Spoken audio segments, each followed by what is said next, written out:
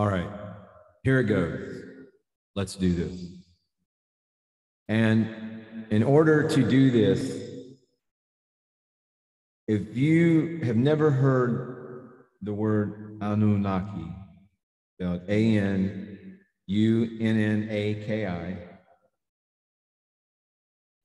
if you don't have any context for that word or what that represents, then I feel it incumbent upon myself to not presume that that is the case. So just a really quick sort of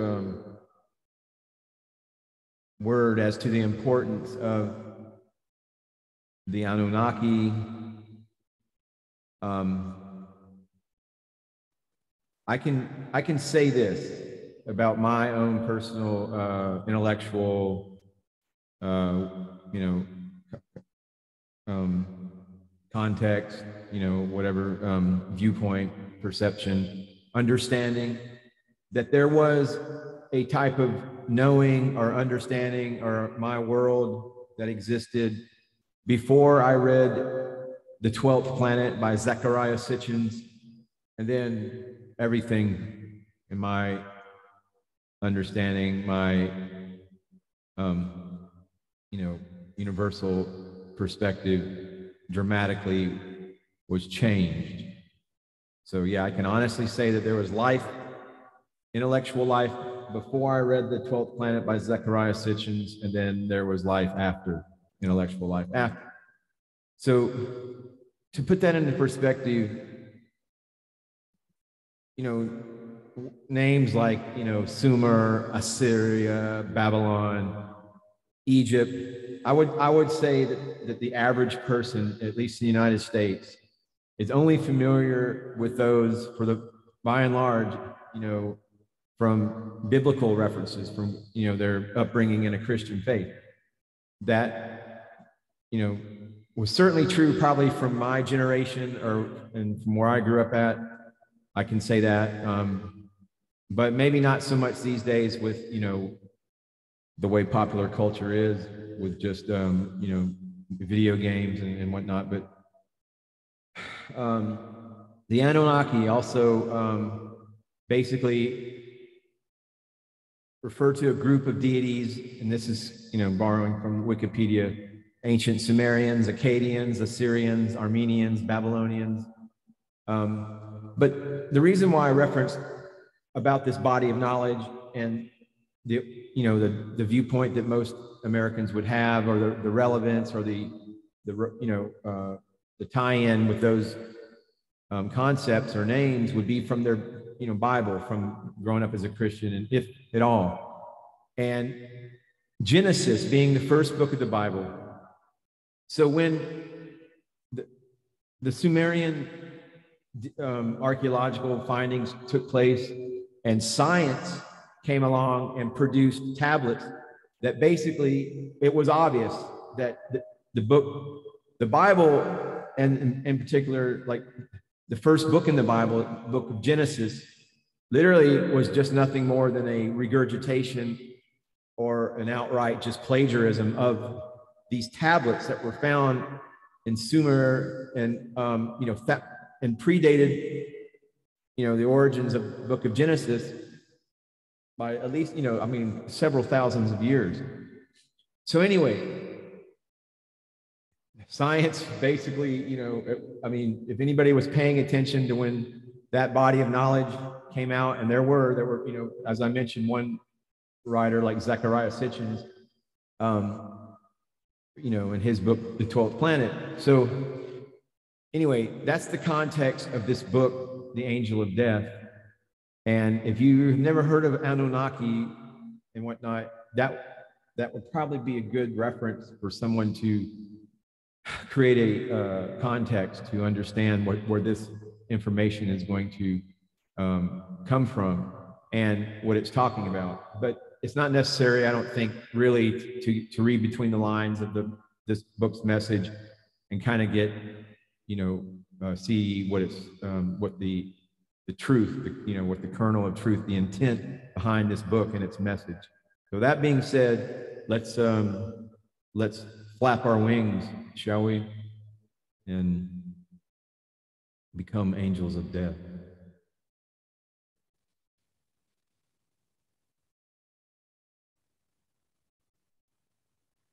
So you're deaf or you are not. Let us learn why, really learn why.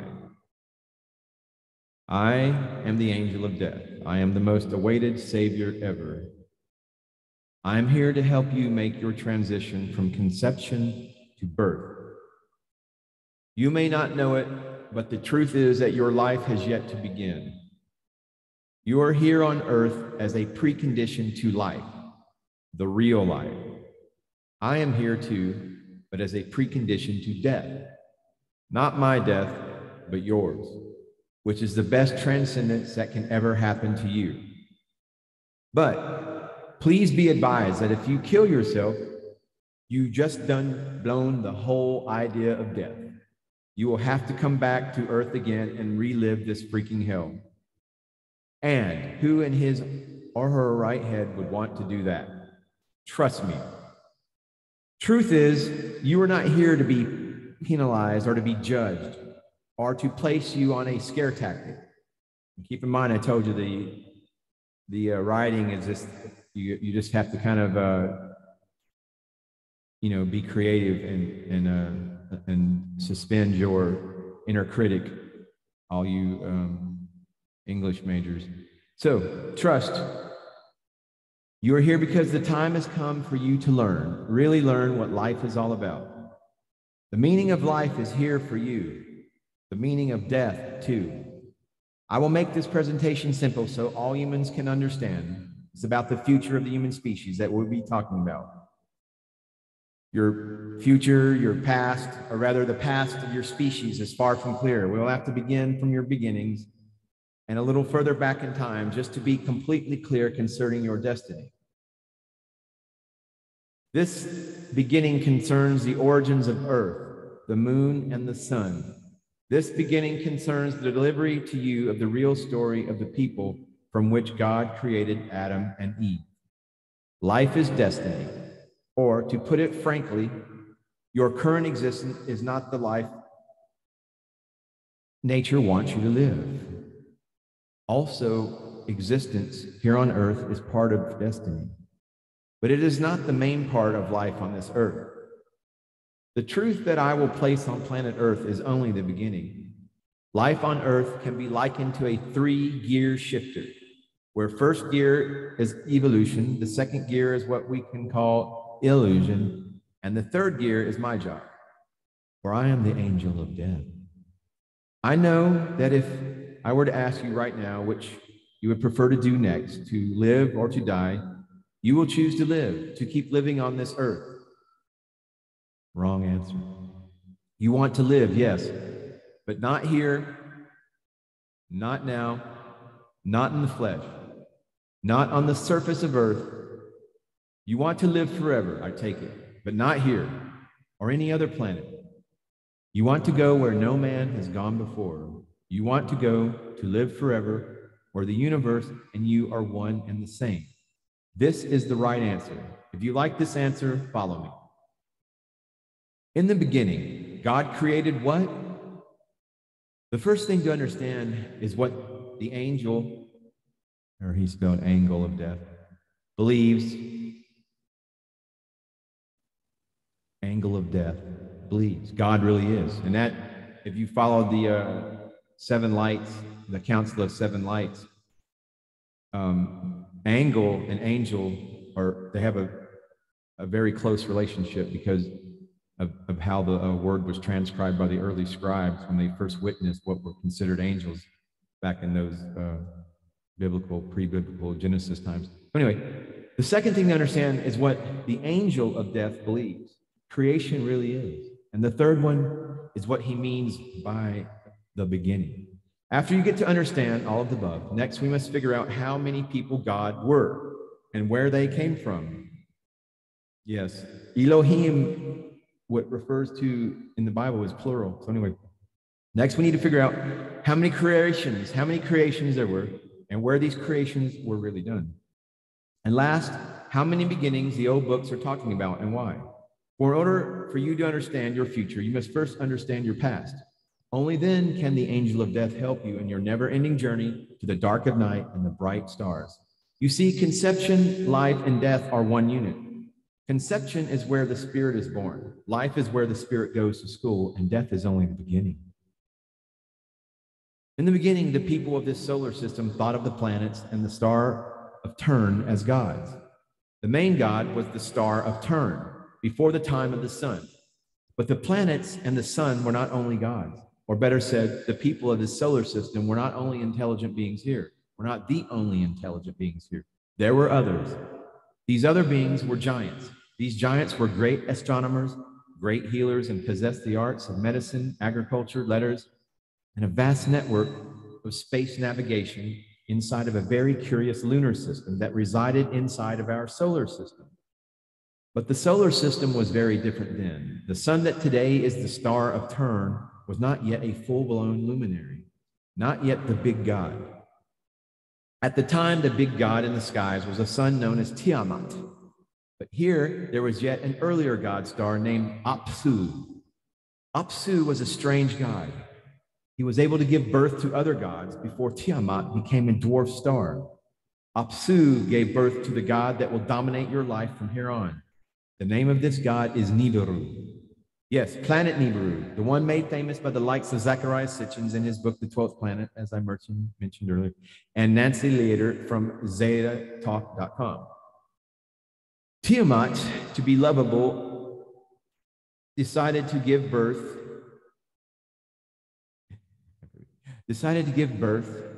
to a few gods as well. She gave these new celestial bodies, these new gods, to planet Nibiru. Of these, there are two celestial gods that will certainly be of interest to you. In other books of this author, these two gods became known as Moon, Heaven, and Moon, Earth. By the time Tiamat had killed Apsu to become the new star of turn, Moon, Heaven had given birth to two human species. The first of these two people became known as the Anunnaki. The other people, who became known as the hermaphrodite species, developed into four different races. These hermaphrodite races became known as the white skins, the brown skins, the yellow skins, and the black-headed ones. According to the bodies of discovery published in the Chronicles of Moon Earth of hypocrisy.com, planet god Nibiru had 11 moons. The other two moons of importance here were Moon Venus and Moon Mars. These last two moons became important to our tale because the Anunnaki became important with the social behavior of these hermaphrodites. The problem was, and frankly, it still is, these four races hated each other and were constantly at war with one another. To solve the problem, the dominant species of Moon, Heaven, the Anunnaki, decided to permanently separate the hermaphrodites via interlunar space missions. The rocket ships of the Anunnaki transported the black-headed ones to Moon, Venus. Then they transported the yellow skins to Moon, Mars, and the brown skins to Moon, Earth they took. The white skins, now alone, along with their masters, continued to evolve on Moon, Heaven. One of the children of the god Apsu was planet dwarf Marduk. For some strange reason, the god Marduk became obsessed with taking over the solar system. To that end, Marduk decided to attack Tiamat with mass absorption episodes. You can ask any half-baked astronomer what stellar mass absorption from dwarf to bright star is. They will tell you all about it. You see, this is about accretion chords for variable stars. In our case, the mass transfer was from fiery surface of Tiamat to the young superhot surface of Marduk, then a white dwarf star. Because of this new solar system development, the Anunnaki quickly realized that their time on Moon Heaven was running out. The solar system was getting ready to change the star of turn for a new one. The name they had for such an event as a planet nova. So, as you can see, soon they would need to find a new home. And it is at this time that all our problems began. This is so because the space-faring technology of the Anunnaki, was inadequate to escape the solar system. They needed to find a way to produce or acquire new, faster, long-range traveling ships if they wanted to survive what the Sumerian gods of ancient Mesopotamia determined as the end of days. So now we can refresh our minds as to what a day is. As you know, a day is a planetary 360-degree rotation around an imaginary axis. This means clearly that the end of days refers to the end of the orbits of the planets. But the same planets and moons that were there at the time of Tiamat are the same planets and moons we have today in our solar system, except for two. This is super significant here. It is because the end of days, the end of the orbits of one celestial epoch, does not mean the end of the solar system. It only means changes therein. Therefore, it is easy to see that our solar system has had in the past suffered great catastrophe. Perhaps more than once, perhaps various. We see a great celestial cycle here. We also see the Anunnaki looking for a solution. We also see the remarkable story of God as the solution, or it being the most important aspect of the solution. And it is now that we also see one of the leaders of the Anunnaki sending messages in an effort to contact other advanced civilizations, perhaps from the worlds of the nearby stars. It is now that the human records themselves provide us with two more important people of the time before the sun. These two civilizations became known as the Watchers and the Igigi. And there you have it. For it is from your very own ancient records that the story of the angel of death is derived from. In time of their creation, these ancient records are, from the oldest known to the newest known, the astronomy, political, and religious clay Sumerian tablets discovered in the old lands of Mesopotamia, and the first verses of the book of Genesis of the Holy Bible. Which brings us back to God and the gods. These ancient records also bring us back to the Anunnaki problem. Namely, A, they knew that the solar system was bringing the end of days changes. B, the Anunnaki came across an idea and a means to solve their Exodus problem. For A, we see that the Watchers became of critical importance to the Manunnaki and vice versa. Well, what Watchers do? They watch. But what were these people watching? Well, when you engage in business with others, you'd better watch out. You better be on the lookout to ensure that your interests in a deal are protected and respected, right? Yes. So it became clear that despite the coming celestial dangers associated with the fight between Tiamat and Marduk, the extraterrestrials known as the Watchers became so known because they needed to make sure that their deal with the people of moon heaven would be honored. Of course, their real names and planets of origin are at this time not known to us. 4. B, we see that the hermaphrodites of moon heaven, despite of earlier having been relocated to various moons of the Nibiru lunar system, also become of great importance to the Heavenians because moon Earth turned out to be full of gold. So, with time at a premium, the Anunnaki commissioned the Igigi to transport, train, and deploy the hermaphrodites to moon Earth to begin the arduous task of mining the moon's precious metal. Not only the ancient clay tablets of Sumer, but also surface physical evidence still laying around on this planet points to the fact that for a time, the gold gathering missions of the Anunnaki to moon Earth were going smoothly, but a little slow. And this is where the things get a little complicated, both on the industry and the religious fields. This is because the Anunnaki made the big mistakes of coming to moon Earth themselves to inspect the gold transport facilities, as well as to see how to increase production. At the time of moon Earth, the same as the time before the sun, there were giants on this earth. It is written, but what you did not know is that the Anunnaki were supergiants. This fact caused the hermaphrodite races of New Moon Earth, now populated with the 4 hermaphrodite races, to call the Anunnaki the Most High. This unique designation was eventually confused with that of the gods. But here is the thing. It is from the ancient notion of the gods that the word God came into being.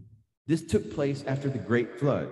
In other words, those humans that survived the flood began to use the name God, and for a person being the creator of the universe and of mankind. So you see, the old people of this earth invented God to be able to control us, as well as to scare their enemies. The universe cannot be created, it just is. Also, mankind was never created in the fashion described on the Bible, as worded by the ancients. We just are.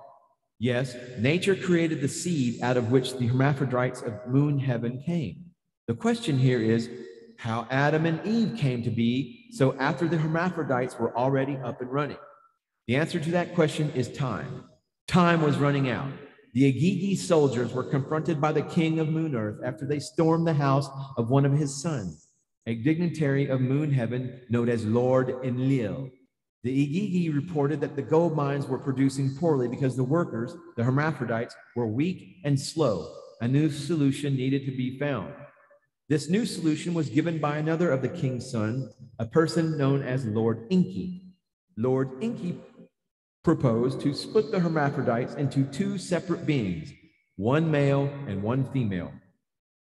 Lord Enki said that the trick would be to create these two new beings in the same image and likeness as the Anunnaki, separate male beings and separate female beings. In addition to that, Lord Enki further proposed to infuse the hermaphrodite lab mix with Anunnaki DNA. As it turned out, Lord Enlil was furious about Enki's proposal, but he was not the boss. The king of Moon Heaven was. So it is written, King Anu, for it was his name, approved Lord Enki's venture. And that was that. Thus, they were able, after many trials and error tries, within which many crazy live monsters were produced, to at least create a strong, intelligent male worker to be placed at the god mines, as well as a good-looking female servant to be placed at the kitchens of the Agigi and the Watchers. Here we see the descendants of Adam and Eve finding permanent employment. These kitchens produced a host of ideas that prevail even to this day.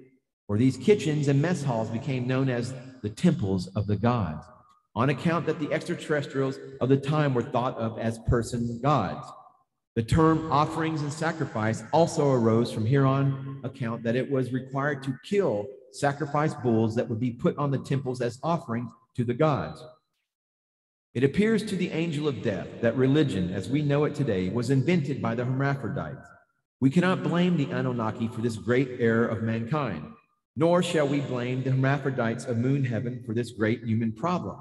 You see, the Anunnaki were very advanced, way past prayers of hope and forgiveness. Most likely, the hermaphrodites created a solemn fear and respect for the horrible terrestrial events they had to endure while on the moons of the Nibiru lunar system.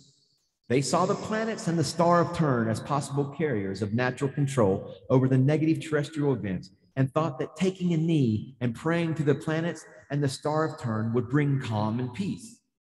Later, the descendants of Adam and Eve transferred those thoughts and beliefs to the existence of the great giants of Moon Heaven, thus creating God. Then they went ahead and claimed, document after crazy document, that God created them and the universe in just 7 days. The problem here is that at the time of Moon Earth, her orbit around planet Nibiru was only 36.5 modern day Earth days. So her days had to have been way shorter than that, perhaps not even enough time to bake a loaf of bread. People say that simplicity can only arrive to you when you fix complexity. So now I must ask you, is there any part of all of the above that you find of a complex nature? Anything at all? For if there's a problem in our discussion thus far, our doubts, you can always stop reading right now or stop listening, as the case may be. And the angel of death will become the angel of life, meaning that you will remain living as blind as you have been, believing erroneously that this life is the main dish on the table of reality. Me, I truly urge you to remain loyal to the angel of death. Frankly, if you do so, only the truth can come out. Only the new you can happen here, unless, of course, you have been death before. Your mission. The universe wants to know that you did last summer. The universe wants to know what you did last summer. It wants to know what you are doing right now. And it wants to let you know what will take place tomorrow. For that to happen, it needs feedback from you. That is the reason why you are here today. To the angel of death, this is the whole business of existence. You and the universe. That's it. Therefore, from now on, the angel of death will borrow pieces of data from the authors, the Chronicles of Moon Earth, to continue showing you the door of life. These pieces will start to appear now. Their number and position of presentation will vary. If you prefer, you can go directly to hypocrisy.com and enjoy the full ride. If you stay here moving on forward, the idea is to show you the way to reality. Right now, we live on illusion. Enjoy. The colors of Armageddon, 1. Two especially important worlds existed in the Anunnaki mindset. Now that's us, man, that was created in the Anunnaki labs. Planet heaven and planet earth. Long time ago, these worlds were moons, but today they are proper planets on account that they no longer revolve around a planet. This is so of earth and certainly of heaven, because today her hub has got to be a dwarf star. 4 known human species exist in our galaxy, for certain. The Anunnaki of planet earth, the Heavenians of planet heaven, the Anunnaki, the Agigi of unknown planet 1, and the Watchers of unknown planet 2. One of the objectives of the angel of death is to show the above to be the case. This is a simple grammar book invasion into the status quo that you so dearly hold into your heart. Someone must do it. We are straight up attacking the incredible ideas holding the paradigms of science, religion, and government that you might be accepting just to give your mind some fantasy sanity to hold on to concerning all the incredible crap that has been published concerning the state of the planets and the stars and the origin of you, Anunnaki kind. And incredible as this book will seem to you, your current mindset is far more incredible and dangerous because you have no certain notion of human origins and human destiny. And here we are talking to both God believers and the no God ones. To all, the angel of death will give a clear message. All you need to do is to review our evidence. Or the big difference with this book is that for the first time in the whole history of the Anunnaki kind, a new mindset is given to the old paradigms. The no beginning and the no end of all things, including our new notion of multi-planet human life. This book gives you no need to believe in the existence of a person that rules the whole multiverse. It gives you no need to believe that the multiverse had a beginning, that life had a beginning, that life is only a pumping heart, that death is the end of life. The hollow idea of believing in the existence of an alien person that has proclaimed himself as a god and who further claims to be responsible for the creation of man and our universe is very incredible. Don't you agree? Take the mysteries of life, death, and the afterlife. All incredible concepts. Did life begin? Is death for real? And what happens after your physical body stops full? You have no clear idea as to how any of these things work. Yet you have been given indoctrination by teachers from home to university on what to accept or what not to accept as real concerning these issues. And that is all you have right now to move on. The belief or not in something unseeable and untouchable. But the danger here is the mental imbalance of uncertainty, the what if. Wouldn't you rather have a less controversial what if? One that at least envelops the notion of life after death continuity in scientific terms? Yes. We are talking about scientifically embracing eternal life, not to be confused with Scientology, because in the Anunnaki mindset, the double soul spirit that is you is as a baby, as the newborn that is yourself. This is a spirit that has never been anywhere but in you and on earth, here and now. You must give such a spirit a chance to evolve a healthy forever. Why? Because this is what you have become. For if you die young, spirit will be forever young. And if you die old, spirit will be forever wise. And so the multiverse itself, of which you, spirit, is a central component, will be forevermore quite intelligent.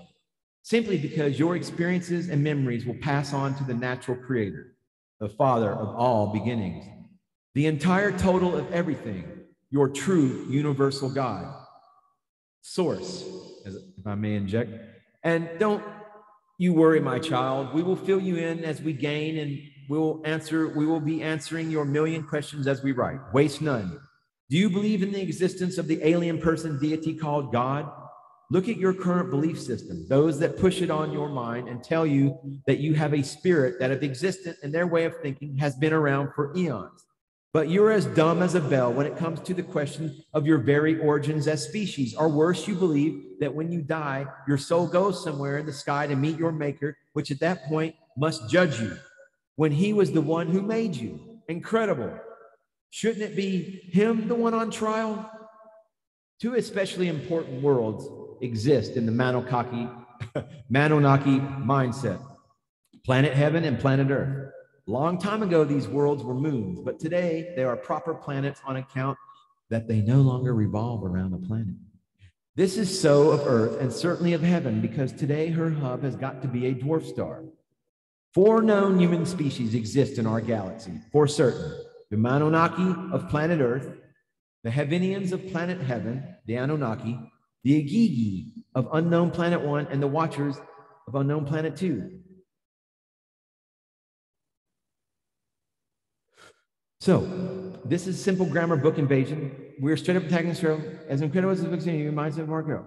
Talking about God believers in God. I think I read that already. The hollow idea of believing in the existence of an alien person. The book gives you no need to believe in the existence of a person that rules the whole multiverse. It gives you no need to believe that a multiverse had a beginning, that life had a beginning, that life is only a pumping heart, that death is the end of life.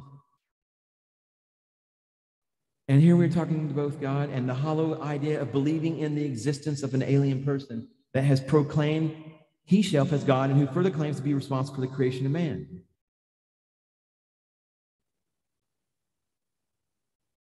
Oops.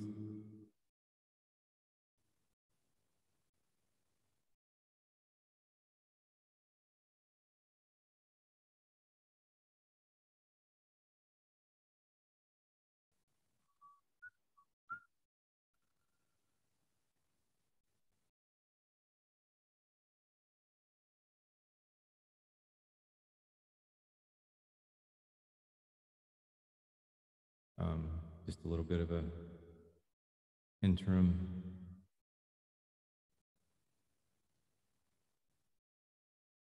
Okay. The colors of Armageddon, I believe we hit that. I think something kind of burst out on me, possibly cyber attack for sharing these information. The hollow idea of believing in the existence of an alien person that has proclaimed himself as God and who further claims to be responsible for the creation of man. And our readers, it's very incredible, don't you agree? Take the mysteries of life, death, and the afterlife, all incredible concepts. Did life begin? Is death for real? And what happens after your physical body stops school? I think I read that. Shouldn't it be him the one on trial? There, now we're back on track. So they're the most incredible of all things, and not the idea of the existence of an alien person as God, but the fact that people believe Hesh can grant eternal life, something that you probably believe it to be the case. How come you do that? Is it because the elders said so? Is it because there's a book that says so? Is it because there are worldwide organizations that preach to you so you get to believe what they want you to believe? Or is it because you need to believe in something or not to keep your sanity? We believe the latter to be the case. For we too will be pushing you to believe what we want you to believe to keep you sane and productive. But at least here you will be moving up. The competition can only make promises they cannot keep while leaving you here on the surface to dogs of disaster, both natural and man-made. The question is, can you learn to take control of something incredible and bigger than yourself, knowing that this new doctrine could make you a member of a star-bound community? The book of Exodus became public knowledge in the 6th century BC. The story goes that God, one of the alien person gods, is having behind the 3 communications with Moses. At one point, the alien mentions the water beneath the surface of earth. So the angel of death asks, what is in the water under the ground? No alien person God will ever be jealous of his creation. Therefore, why would God say at any point in time, I, the Lord thy God, and I am a jealous God? Is it because there could be other gods whom to be fearful of? Is the exodus of scriptures telling us that God is not alone, that there could be more alien person gods? For example, some of whom reside in the waters and underground, because you shall not make for yourself a graven image or any likeness of anything that is in heaven above, or that is in the earth beneath, or that is in the waters under the earth. You shall not bow down to them or serve them. This passage of Exodus is both revealing and incredible. Yet it could be so true that it is very scary. The idea of the existence of more than one alien person God here on earth right now, more than one dark side Heavenian God, not to be confused with the good guys of the Anunnaki Igigi Watchers Galactic Empire, is simply mind-boggling. Yet it was God, your alien person God, who said that, didn't he? And what is much more important, we find 3 locations where creatures that might want us to believe that they are God exist or existed: heaven above, earth beneath, and the waters under the earth. And it is very explicit that the author of Exodus is talking about alien person deities because the term them is used twice, and because the speaker is one of them. Therefore, we learn of at least 4 alien person gods that wanted us to worship them as God. No, those are not God. I am God. I am a jealous God. Oh, by the way, if none of these 4 creatures is your alien person God, or you just don't believe there is one, our apologies. Our theological mindset would need to be the belief that it is nature, the multiverse of Bonilla's Simonyan scale, the entire total of everything, the one in charge. Here, the entire total of everything is portraited in the following image. Hespeskai Hector, aka Hector Luis Bonilla, aka Bo Rincano, is the creator of the house of the sublime Simoleon scale. Hespe means head spirit. Why Hespeskai Hector? And I'll have an image of that in the video thumbnail, that scale, if anyone's truly interested. Because only a head spirit of the multiverse can bring you the angel of death, which in turn brings the true solution for the old problem of human origins. An irrational explanation as to why the world is so messed up in terms of human relations and why we humans are here on Earth. If you haven't noticed, these problems are not yet solved. We still have many unanswered questions ahead of the customary mindsets of creation and evolution.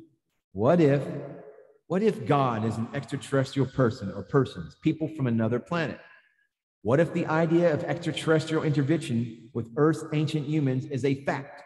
And what if this intervention is the cause of all human suffering, a malady that could easily be defeated by simply accepting to believe in the angel of death?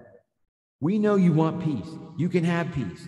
We know you need abundance, including a better life for your children. You can have both. What you don't need is Earth's surface as a home. You know it, and we know it. The time for surface bullshit is nearly over. Our answer? Let us divorce from ignorance. Can it be done in our lifetimes? Yes. But first, we must wipe clean our house off of the hatred generated by religion, by religious separatism, become full-time service to others oriented, begin using only one language, and end all internal disagreements. We must clean our new house before we move on to the real life. Here, we will ask for reconciliation among the 4 skin colors of the coming Armageddon of Earth, with 2 warnings that operate as one. Your fight started during a time before Earth was in orbit around the sun. The continent of Atlantis, the continent of Mu, and the lands of Mesopotamia, Africa, and Australia were lands of a moon known as Omorica. This moon was in orbit around a young dwarf star or superplanet known now as Nibiru. Nibiru used to cross in front of the star, a turn at the time, and soon became known as Neberu, which means a crosser, which became a Nibiru. And later, this event was confused by translators into being a proper name. Thus, Nibiru was born. But the true name of this celestial body is unknown, and the angel of death believes that it will never be known. Okay, so our true story begins on moons, heaven, and Omorica, of planet Nibiru. Later, Omorica became known as Ki, and later still as Earth. Yet we're talking about a period of only a few thousand modern-day Earth years. Future sections will guide you on your need to heed the ancient histories of India, Japan, and Sumer of Mesopotamia. The answers are here. We will not survive Earth's surface unless we get to understand nature, an idea that derives from the notion that your alien person God above has grown silent on us. Must we then fear the alien gods beneath? And where is the alien person God from above? The ancients heard him speak. You pray. Your personified God is not responding. The people affirm that he is responding, but you know that he is not. You claim that he used to. So what is going on? The angel of death says the presence on earth of the first cloud burners, the bad visits of those of the dark side who from moon heaven to moon earth came are to blame. Everything you need to know about it is hidden within the first book of the Holy Scriptures, but you'll need to read between the lines. We do that here for you. Opening, the colors of Armageddon. These 4 colors are the problem. The issue comes with the leaders of the black people, the white people, the brown people, and the yellow people. The heads of these 4 races will spell certain doom for the species. unless right now we have two huge problems to tackle.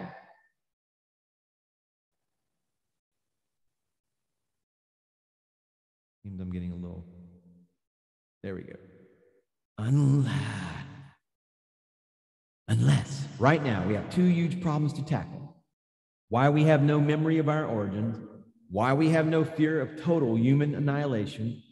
Many stories have come up concerning the nature of Earth, the moon, and the sun's origins.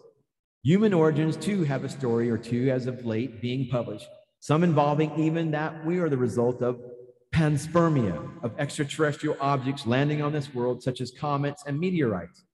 Creation supporters, too, have their story to tell about all it is. And now not only the creationists, but also the evolutionists are saying that it all began by chance.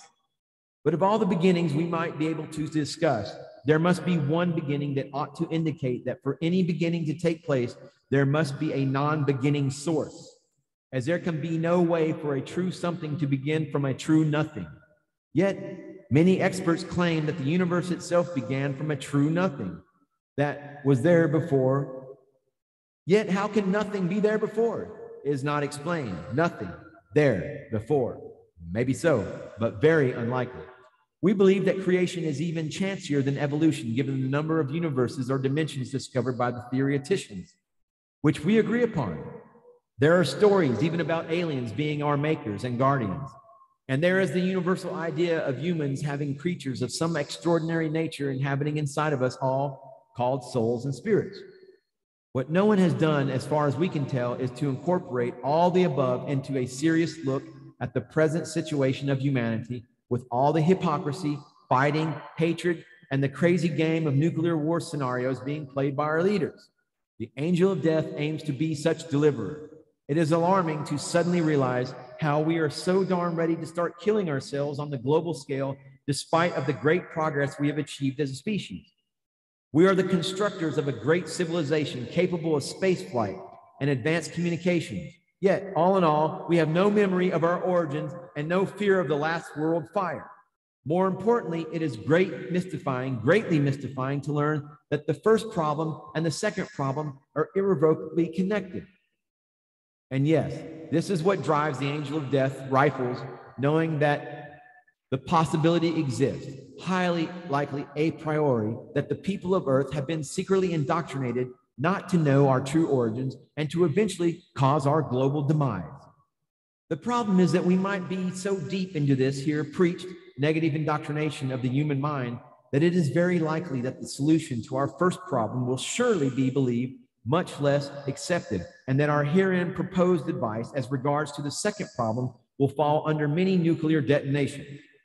That gone, perhaps here is yet one last card on the table of Earth's humans' destiny, depicting a future in which a selected few might be able to survive what is surely coming and go on. Yes, right now it would seem like a long shot, but we must try to become angels walking among the clouds. The great permanent flood is coming, and we need to get a head start on the details on how to survive this coming age of Aquarius. That is one of the reasons why the angel of death is here. Look at this new beginning of the end times by visiting Hespe Sky Hector at, there's the URL we visited previously. The sad and interesting thing here is that we are running out of time as far as planet Earth evolution as an evolving creature is concerned. So it is either survive as a species off surface and far away from militarily advanced and or religiously separated nations, all major religions included, or start getting professional advice on how to survive the coming human-induced end of days. For guess who? We, the Manonaki kind. Armageddon, what does that mean? To us, it means it is time to get your ass moving. Well, the heck with the end of days then. Wow, wait a second. People, we need the end of days. Indeed, the end of us living on the Earth's surface, that is. That said, we fear this book wouldn't suit some people's taste on account of their blind belief in methods that were approved by government and religion for indoctrination in divinity. And yet, it is precisely for you that our story has been launched. Well, that is not entirely accurate. We are also looking for those that do not believe in deity as well. This is one of those books where evolution and creationism join. The big difference is that the time has come to forget about both. We are we are what we are. Accept the fact and move on. But go where? The angel of death is presenting a project whereby you get to live up in the sky. This is unprecedented in the whole history of Manonaki kind. The era of air cities on Earth could very well be at hand. The website, and there's the URL, will guide you. Alternatively, we would like you to prepare to accept natural evolution and ancient extraterrestrial creative interventionism as the true source of our origins. We have and will continue to fully explain about these issues as we gain. Last, we want you to reconsider racism, hatred, and the separation of religions as being excess baggage belonging to the dark side. So what do we have?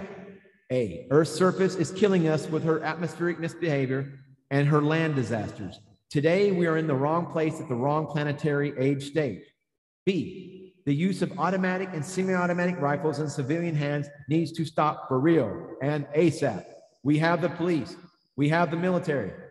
Our catch is already in our refrigerators. And if you want to shoot something down, buy a video game. We are just pointing a way out. Hespiki.com could be a way out of this surface mess. Please join us.